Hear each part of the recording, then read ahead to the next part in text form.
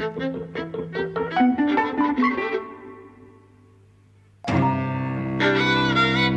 and welcome to Eavesdropping at the Movies. I'm Mike. And I'm José. And today we've seen Amsterdam, which is the new David O. Russell film. Yes. David O. Russell, we were just mentioning, has had some controversies in the past, and I said to you before the film started, it's kind of, to me at least, I found it sort of slightly remarkable that his past hasn't come up in the age of cancel culture, quote unquote. Yes. And you were saying, well, because it's not really been sexist abuse. Well, not only that, I mean, he, all arts industries kind of both pride themselves and also kind of make legends of difficult people. And he's one of those. So, he's seen as an incredibly difficult person and very neurotic and, someone who's not good with actors and, makes actors feel terrible, like George Clooney's spoken about this. But I don't remember seeing anything that is directly due to racism or sexism or homophobia. It's just, or maybe there is, but I haven't heard that. I've just heard, that he screams at people and he treats people badly and, but that's kind of... I think there was instances in the Lily Tomlin abuse, which there's video of, because that was quite infamous. I think he called her cunt, and it was specifically kind of sexist abuse. And I was just reading, because he's someone who has a controversy stem on his Wikipedia page, which not everybody does. There was this case from 2011 of sexual misdemeanor with his 19-year-old transgender niece, it was, which is something that he's kind of admitted but put a different spin on, which I didn't know about. I didn't know about that either. But as you say, he's someone who has a reputation for kind of outbursts and that kind of thing on set, but it's always gone along with this thing of, well, he's mercurial, and the great art comes out of that. Yeah, but not only is he mercurial, but he's like protecting his artistic vision. Yeah. None of which I think justifies bad behavior, to be honest, right? But nonetheless, I'm just describing a kind of a discourse within the film industry rather than supporting it. Though, I personally am not into cancelling people like that anyway. So... what about his work? So how much of it have you seen? How familiar are you with him? I think I've seen it all. What do you think of it, right? I think I've seen it all. I like it.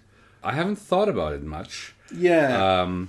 But I have seen it. And I think my view on it really is, he's quirky, he's distinctive. I think you recognize, these films as being his. And I think you do so in terms of tone and in terms of a type of humor that I personally don't find that funny. Right. Well, if I mention just, the ones, I think we might even have seen these together. So The Fighter, Silver Linings Playbook, American Hustle. I mean, I really liked all of those. Mm-hmm.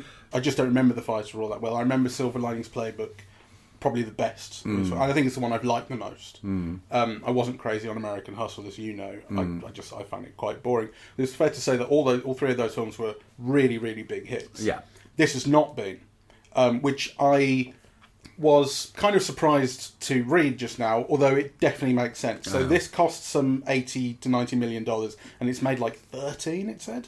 It's made 18 worldwide so far. Right. So I think 12 or 13 in the US. Which is just nothing. And it's a film with a ridiculous cast. I mean, every scene is introducing another actor who, he's in it, she's in it. Yeah. And I had a very good time throughout. I didn't really know what it was about I didn't beforehand. And it just had this kind of 1930s kind of funky, fun, caperish vibe from the trailer. But I didn't know anything. Yeah. I mean, I assumed it was set in Amsterdam. It's mostly not. It's American.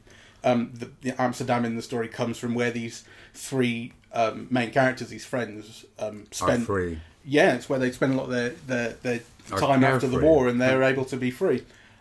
It's based, I don't know how loosely, and it does say at the start of the film... very loosely. It says most of this kind of happened, it's sort of said, right? So in a funny, kind of fun way, it's basically saying, we're playing with reality. It's based on The Business Plot, which is something I'd never heard of, which is a political conspiracy, which happened in 1933, and at the end, we see an enacted scene of one of the people, a general, who was kind of involved in it, speaking to the American people, and Rob De Niro plays the equivalent character in this, although he's not given the same name, and he gives the same speech. They play simultaneously, so there is at least that basis in reality, but it may not be worth it's certainly not worth thinking, oh, how realistic is it? It's a caper vaguely based on reality. Yeah, it's a comic caper vaguely based on reality with a real message, which I have really ambivalent feelings about, in the sense that, of course, I support everything the message says. I think Robert De Niro makes that speech, and he's great, and the speech is great. And I also think, it's kind of obvious. Yeah, it is. So... fascism is bad, and we shouldn't have it in America. Exactly. And the business interests will just follow money and power, and that's all they're interested in. That's all they're... I mean, It's, kind of the things that you wake up in the morning fuming about, sad that this is the reality you live in, but that's what it is. I mean, I don't think you discover anything. I think what you do discover is actorly quirks. So, the thing that I enjoyed most about this film was not the tone. I was thinking about it in relation to, Woody Allen, right? Because I love Woody Allen. Mm-hmm. Yeah, I identify with that sense of humor. I grew up with it.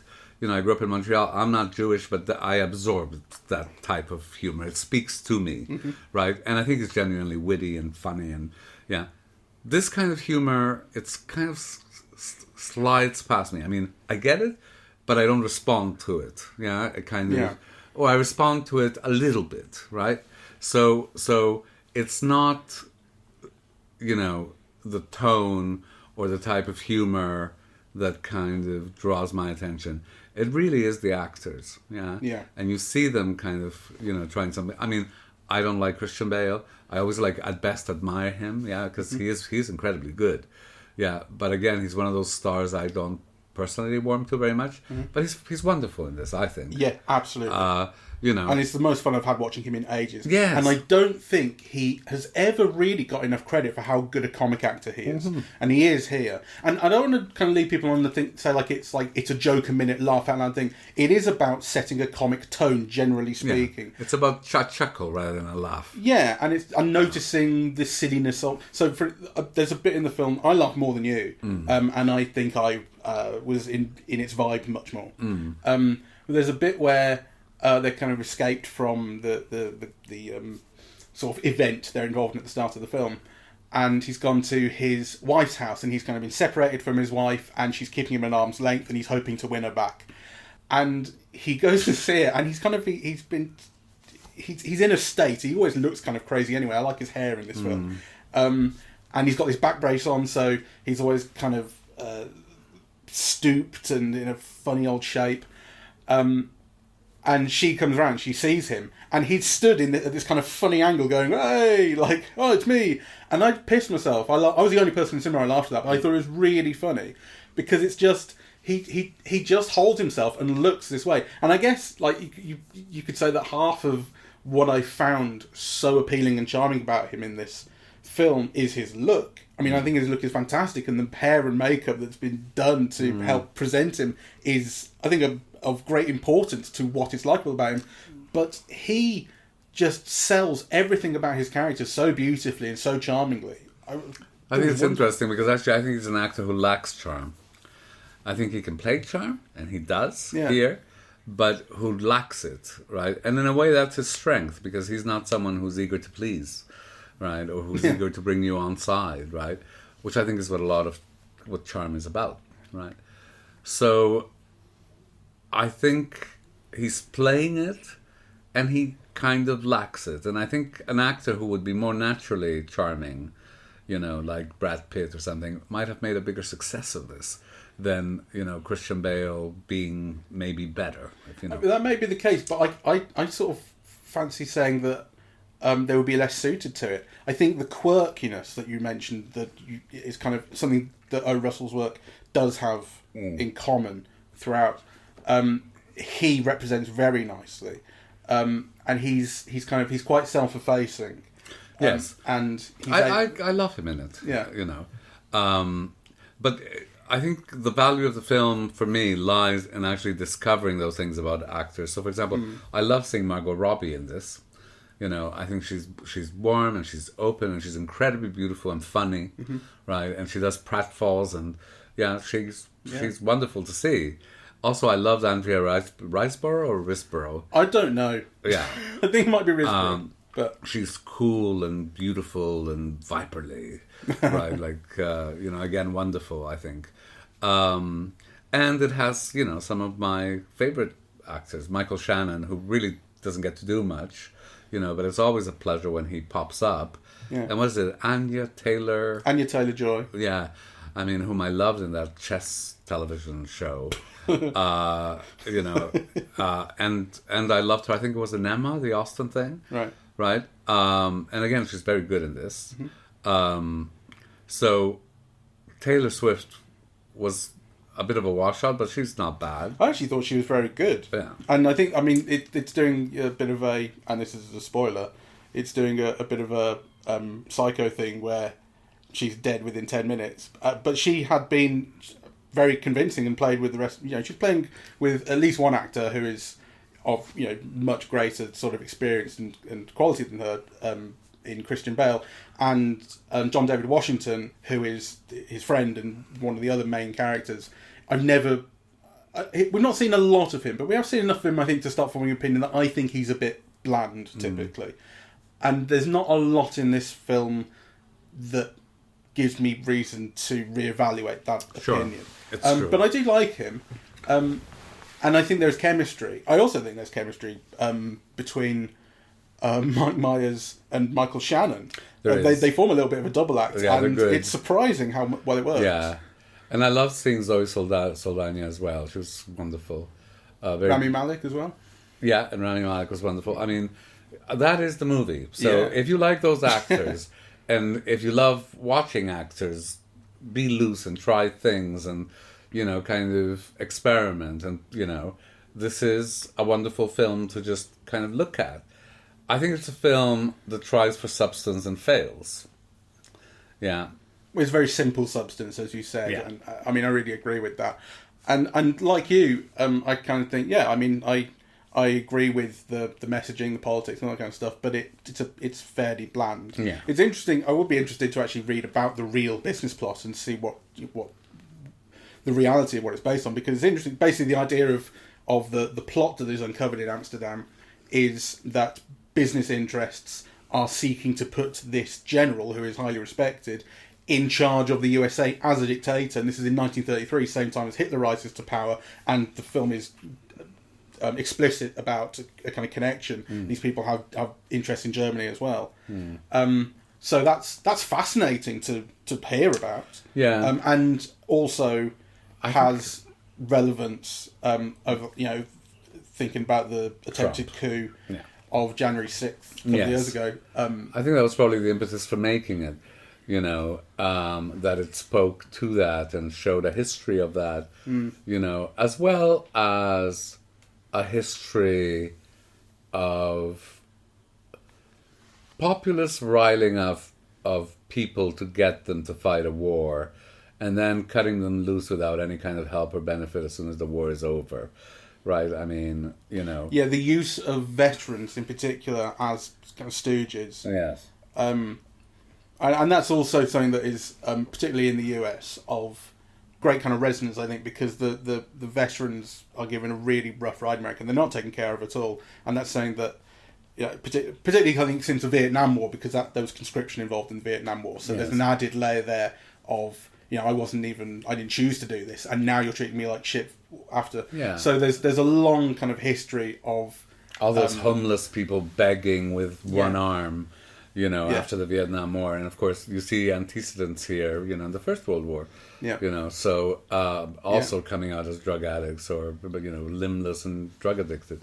So kind of, I suppose that resonated a bit, but again, kind of not enough. I really wasn't emotionally involved with it beyond. Well, I was emotionally involved with the friendship, which is where the film ultimately ends up. And I think the film actually it starts going to kind of Casablanca place at the end with the leaving and the breakup, because it's a breakup of Christian Bale with Margot Robbie and John David Washington because they go off and we'll be friends and we'll see each other again in the future, but it's a breakup at this point. They're going off on a boat.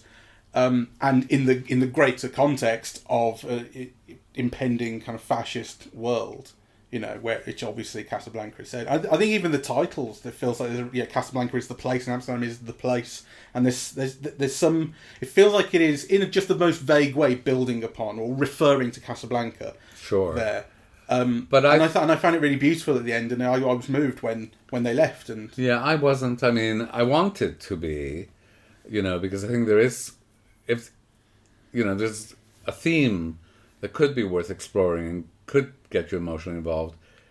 It is that of love, which it does explore, the love between the couple, the question of choice versus need, yes, which I think the film muddles up, because in a way, what brings the friendship group together is kind of need. Yes, because they're in the war. That's right. So, I mean, I think that those are interesting areas that the film could have developed, emotionally, but to me, it didn't. I wasn't moved by. I wasn't moved by any of it. I mean, as I said, just you chuckle along, right? It is entertaining. It's a pleasant way to spend 2.25 hours. Yeah, so you don't feel like you've wasted your time. You're not offended by anything. It is kind of, mildly amusing. It is a real pleasure to see those actors. And all of that's not nothing. But... Yeah, I definitely then liked it more than you did. Because while I totally get where you're going with that, I just felt much more towards it. Sure. So what moved you then? Just following their friendship, I think I found it really beautiful. Right, and at the end, that it'd been moving when they split up, and the reasons that he has for staying, and the in the voiceover he says, "I'm staying because I want to fight for a country where my friends can return to."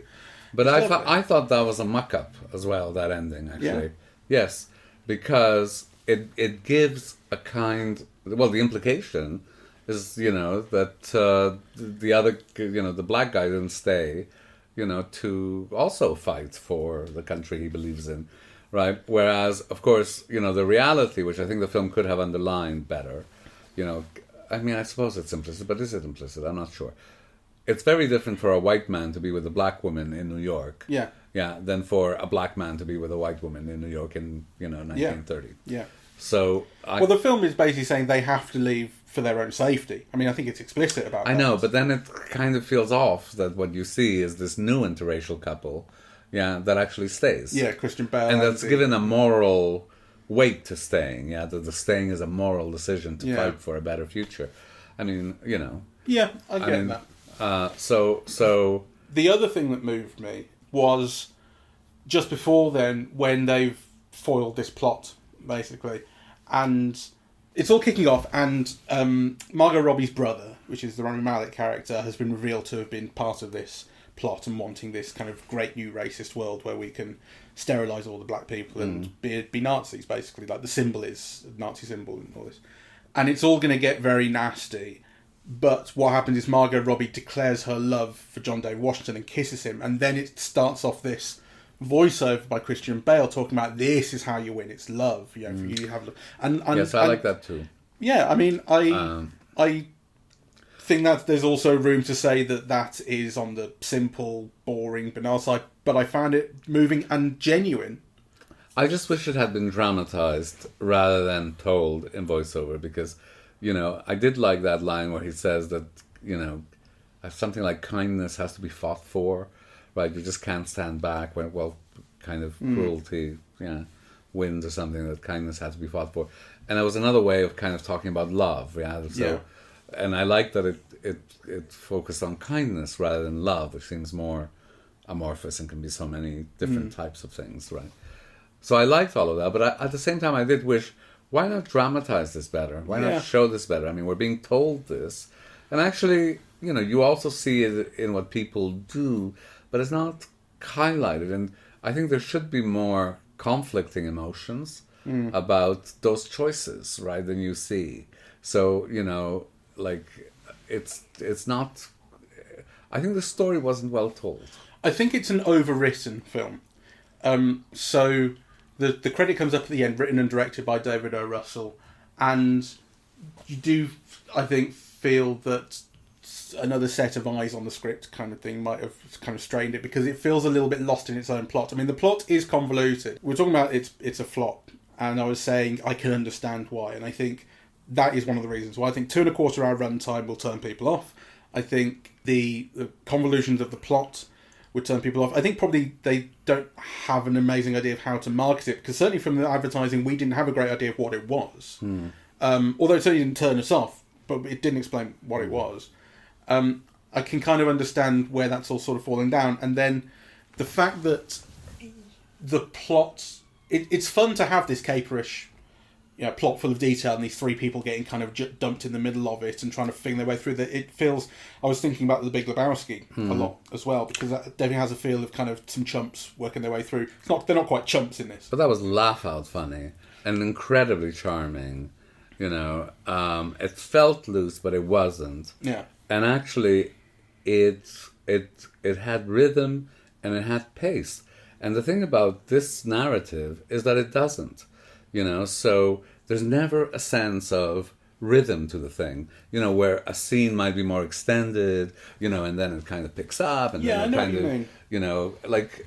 It just seemed to meander all over the place, really. No, I wouldn't say meander. I think it's got a great sense of pace. It's constantly moving forward and fizzing along. Rhythm, I would give you. I think that is something, and it's maybe a little hard to define exactly what I mean by that. But I know what you mean, and I agree with you. But I don't think it ever stops moving, and I was constantly interested to see where it would go. It is always moving, and I suppose maybe I'm expressing myself. Yeah. But if you want to draw people in, there are areas where you want to lower a slower pace, but moments where you want to pick up the speed, right? And you can work that all within the same tone. Whereas, I think here, everything was always moving from one thing to another, but there were no rhythms established, and there was no differentiation in pace to kind of bring in, or to even like shape the material so that, some of it is funny and kind of some of it grabs you emotionally while still being slightly funny or whatever. Yeah, like I just thought it meandered. Sure. But in terms of the convolutions of the plot, I definitely think it would be true to say that everything is explained at some point. There's always a bit of dialogue that has explained who this character is and why we need to see him. But it's very easy to miss them because there is such a lot of dialogue, and some of those scenes explaining this, that, and the other plot development are rapid, and so it's a plot that, while I think it ultimately makes sense, it's hard to keep track of. And towards the end, when you get to the kind of climactic scene at the reunion, the veterans reunion, where it's all going to happen, I'm thinking, like, I'm not sure I followed much of this, but I was enjoying it all. I'm just thinking, wow, I really don't know quite. No, I actually never felt that way. I agree with your earlier assessment that it was overwritten. But actually, I always felt I knew exactly who everyone was, and how they related, and so on. I just kind of wondered if all of those things were like absolutely necessary, I think there are entire scenes that I thought kind of were unnecessary. I think they're necessary insofar as what I like is the constant development of or introduction of a new character or a new place or something. I like the constant novelty. Okay. There's involving novelty. That everything, there's something that they're going somewhere new, they're meeting someone new, or some new development has happened. I really like that about it. So I was getting lost in the plot, but I liked it all. Well, I suppose it could have worked. It didn't quite with me. Yeah.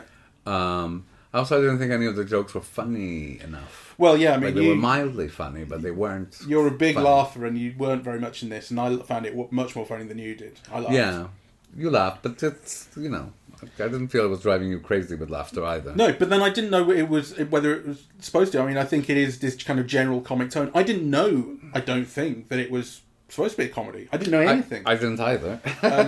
So it was I suppose, blind. A kind of pleasant surprise to find that it was making me laugh, and it was trying to. Well, I don't want to give the impression, because I said it was a pleasant way of spending like 2.5 hours, but also I just didn't think it was very good, really. So it's a little too loose. It's funny. Early on, I was also thinking about Wes Anderson, and I think that's something that, in a funny way, I have always.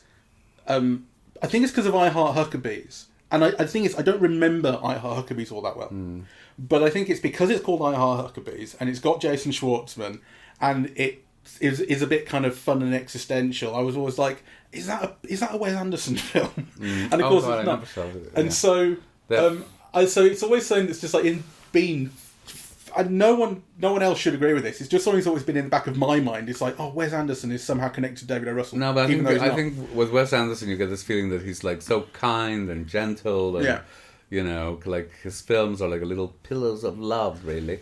Whereas like there's a kind of a bitter, nasty edge to this meandering humour in David O. Russell. Well, at the start of this film, certainly the first kind of 10-15 minutes, I was really thinking of comparison with Wes Anderson because there was definitely there was something about the style, and it's partly the visual style because it has this 1930s setting and everyone is a little bit quirky, but particularly Christian Bale in his look, you know, and in his look and his performance, it kind of sells some of that. And I kind of thought, this is like Wes Anderson, but a bit harsher. Like, he wouldn't be doing an autopsy, or if he was, he wouldn't be doing it like this. All the shrapnel and... You know, so, like, there's definitely a harsher edge to it, but I felt like there's some of that charm going on here, and that's not saying that I was comparing the rest of the film to it, but I really felt it at the start in a funny sort of way. And I really liked it, you know? I really liked... It felt bouncy and quirky and novel, and I really like being in this world. I think with Wes Anderson, and some people hate him, I don't know why, you know, but if you let him, you get really emotionally involved as well, you know.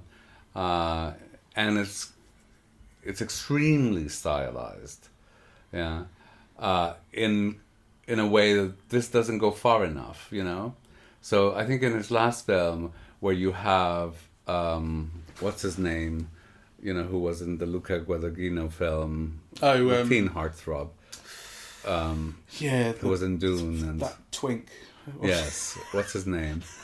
Timothy Chalamet. You know, where he was playing like a revolutionary in '68 Paris, and you know, and he had the beard and the hair, and it was all about like all those externals. It was so extremely stylized, right? And I suppose that's one of the things that people dislike about, you know, Wes Anderson. Yeah, but it went all the way, and I love that in Wes Anderson, you know. So, and I think it's much gentler and much more, which maybe some people see as a lack of emotional complexity, that things are always nice and loose and, you know, kind of, there's a containment there. Whereas, like, you know, this one goes on tangents. Yeah, I really like those tangents. And I was more emotionally invested than you were, for sure, so that worked for me as well. Yeah. Well, maybe it's a personal thing. Yeah, I think there's definitely a taste issue here. I got in the zone with this film. Yeah, and I liked it. I mean, I did and I didn't. I mean, as I said, I found it a pleasant way to spend 2.5 hours, but, you know, I also think it's not very good. So... it could definitely be better. I mean, I'll agree with you on that. It could be more tightly plotted. It could be emotionally richer and deeper. It could be more politically sophisticated instead of banal. I mean, there's a lot of problems. And it could actually, even though I think there's some real splendour to the visuals. I think they mostly come through costume, hair, makeup, sets, lights. Like that, all of that is really wonderful. The way it's shot. It's funny. Again, this is something I was thinking early on. Is I love all of these shots. I love seeing these two people in the frame together, talking to each other. I like the way it's been shot. I like the fact that, you know, he'll plot the camera low on the ground to get this. It just looks more dramatic. It looks more interesting, right? Like, not everyone would do that, right? Sure. So there is some real flair going on early on that I think calms down for much of the film. And I maybe would have liked more of it, although you might conversely say that 2.25 hours of it would be fucking hell, you know. So there is that. But I do think that essentially visually it could have been better directed to show it off better, because there is such beauty and expense going into the look. But he's a real director, like, oh yeah, you know. I mean, there were things like shifts in focus that were always like interesting or witty. You know, the camera placement was always interesting. You know, a lot of like, you know, shots from below, like kind of with people, kind of looking up. And again, always purposeful, always, you know, for effect. So I think, you know. And I was thinking, actually, this is so much better than Smile, because we talked about the camera work in Smile. Yes. and I'd said, like, I like this, that, and the other about it. But I think one of the things that kind of camera work does is also sort of flatter the audience into thinking they're smart for liking it. Actually, you think here the camera work is not nearly as careful in the way that it is in Smile, in that kind of planned, prepared thing, but it's so much better. It's doing so much more. It's getting so much more effect. That's right. It is. It has much more purpose. Yeah. So, you know, he's always somebody who's interesting to watch, but I didn't think much of the film. That's funny, yeah. I really liked it. I did really like it, more than I expected to, because I hadn't liked American Hustle, and I hadn't been interested in Joy, though. That's not to say I wouldn't like it. But I think David O. Russell's films are something that I guess, always felt kind of cool about. They are, well, I think they're emotionally detached. Yeah. Yeah, that they don't involve you emotionally, and I think that's a problem. Yeah. You know, and I think that's a problem that he's overcome sometimes, like, you know, definitely in Silver Linings Playbook, he did. But he tends not to be too successful in that department. So, and I think that's a failure or a lack in him as a director. Yeah. So, anyway. But I would say it's worth the watch. All right. Take the gamble. Actually, I would say it's worth the watch. I'm just not going to rewatch. So, you know, it was a pleasant way of spending 2.5 hours, but I wouldn't spend another 2.5. Yeah. So, all right. Well, thank you very much for listening. We are eavesdropping at the movies, and we are on Apple Podcasts, Audible, Google Podcasts, Spotify, SoundCloud, and YouTube. On social media, we're on Facebook and Twitter at Eavesdrop Movies. And the website is eavesdroppingatthemovies.com. Thank you very much for listening. Bye-bye.